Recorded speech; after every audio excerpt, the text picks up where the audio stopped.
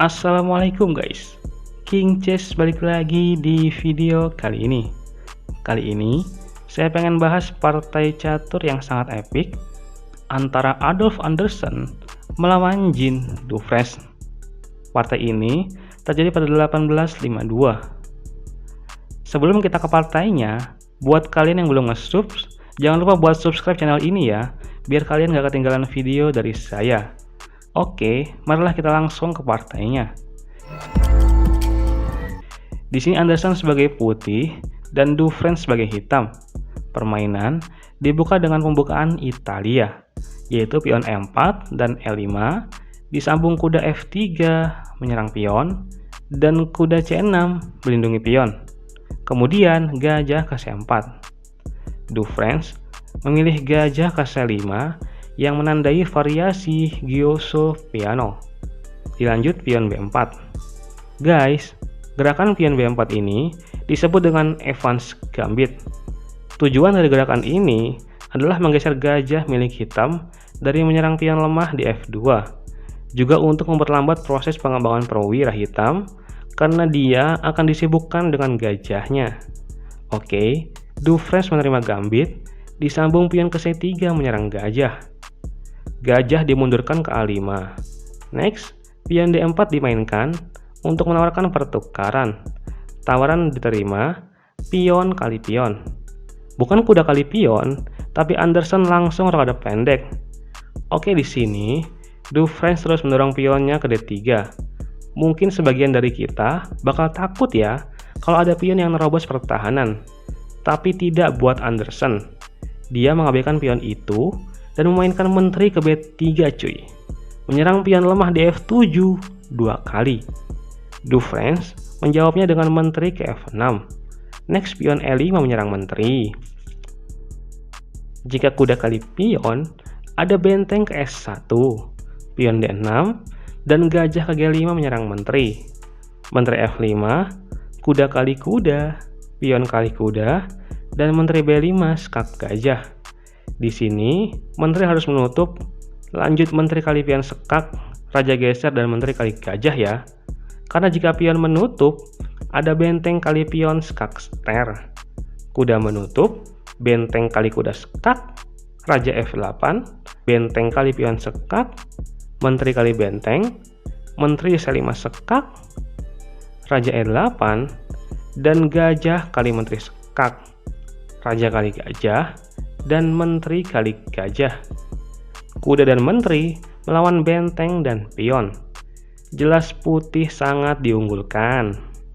Oke, kita kembali. Maka dari itu, Dufresne menteri ke G6. Baru di sini Anderssen benteng ke S1 untuk mengover pion. Gerakan gajah B6 disusul kuda ke A5 menyerang menteri bisa dimainkan. Tapi Dufresne kuda G ke E7. Next gajah ke A3 menyerang kuda. Ya, begini ya, cara menyerang yang baik. Lihatlah jalur serangan milik Anderssen. Benar-benar mengerikan ya. Oke, Dufresne belum rokade, dia membalasnya dengan pion ke B5 guys. Apa maksud dari gerakan ini? Saya masih belum paham dari maksud pengorbanan pion ini. Jelas Anderssen menteri kali pion. Dilanjut benteng ke B8 menyerang menteri, menteri geser ke A4, dan gajah ke B6.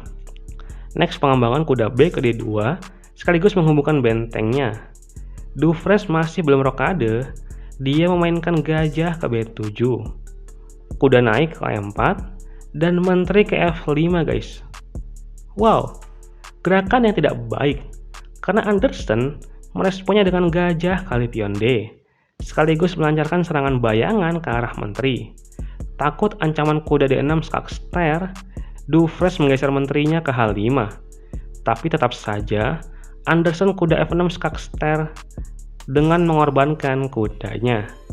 Setelah pion kali kuda dan pion kali pion, benteng ke G8 memaku pion pada raja. Gerakan ini membuat menteri menyerang kuda. Tapi Anderssen tidak melindungi kuda. Dia memainkan benteng A ke D1. Coba kita bahas. Di sini, hitam bisa memainkan menteri ke H3 untuk mengancam skakmat. Gajah F1 melindungi pion, menteri ke F5 menyerang kuda dan pion. Raja H1 melepas pin, menteri kali pion, gajah kali kuda, kuda kali gajah, benteng kali pion, dan raja ke F8. Jika benteng kali kuda, menteri dengan tingkat percaya diri yang tinggi juga kali kuda. Karena jika pion kali menteri, gajah kali pion sekak, gajah menutup, gajah kali gajah sekak, raja G1, dan gajah C6 discover skak ster. Keunggulan jadi milik hitam. Oke, kita kembali. Jawaban Dufresne di sini bukan menteri ke H3, tapi menteri kali kuda. Terlihat gerakan yang bagus ya, mengancam skakmat di mana-mana. Jika raja F1, langsung skakmat dengan menteri kali pion F2. Jika pion maju, ada menteri kali F2 sekak, raja H1, dan menteri F3 skakmat. Jika benteng melindungi pion, menteri kali G2 juga skakmat. Skakmat yang tidak terhentikan. Tapi apakah kalian tahu, ini adalah gerakan blunder guys. Dan sedikit pelajaran buat kalian, jika kalian dihadapkan dengan skakmat yang tidak terbendung, jangan langsung surrender. Coba cari kemungkinan skak yang ada pada posisi ini. Seperti yang dilakukan oleh Anderson kali ini. Dia memakan kuda dengan benteng skak. Coba kita bahas. Jika raja F8, benteng E3 adalah skak ster. Jika raja D8, ada benteng kali pion sekak. Jika raja kali benteng, gajah F5 double skak, raja E8, gajah ke D7 skak, raja D8, gajah kali kuda discover skak, menteri kali benteng skak, dan menteri kali menteri skak. Gajah D4 menutup skak, menteri kali gajah sekak, raja C8, dan menteri D7 skakmat. Oke, kita kembali. Di sini, Dufresne gak memainkan dua langkah tadi. Dia memilih makan benteng dengan kuda. Dan ini adalah posisi skakmat dalam 4 langkah. Coba kalian temukan langkah selanjutnya dari skakmat ini. Oke, Anderson memainkan menteri kali pion sekak dan mengorbankan menterinya. Dan ini adalah gerakan brilian. Jika raja nggak mau, menteri kali kuda adalah skakmat. Jadi raja kali menteri. Dilanjut gajah F5 double skak. Jika raja C6, gajah D7 skakmat ya. Jadi raja ke E8. Dilanjut gajah D7 skak. Jika raja D8, skakmat tragis dengan pion. Jadi raja ke F8. Dan permainan berakhir setelah Anderson tanpa ampun memakan kuda dengan gajah skakmat. Gokil ya. Padahal skakmat di depan mata loh. Salah gerak dikit aja, malah keunggulan langsung berbalik 180 derajat. Permainan yang sangat epic. Dan oke lah guys, sekian dulu video kali ini.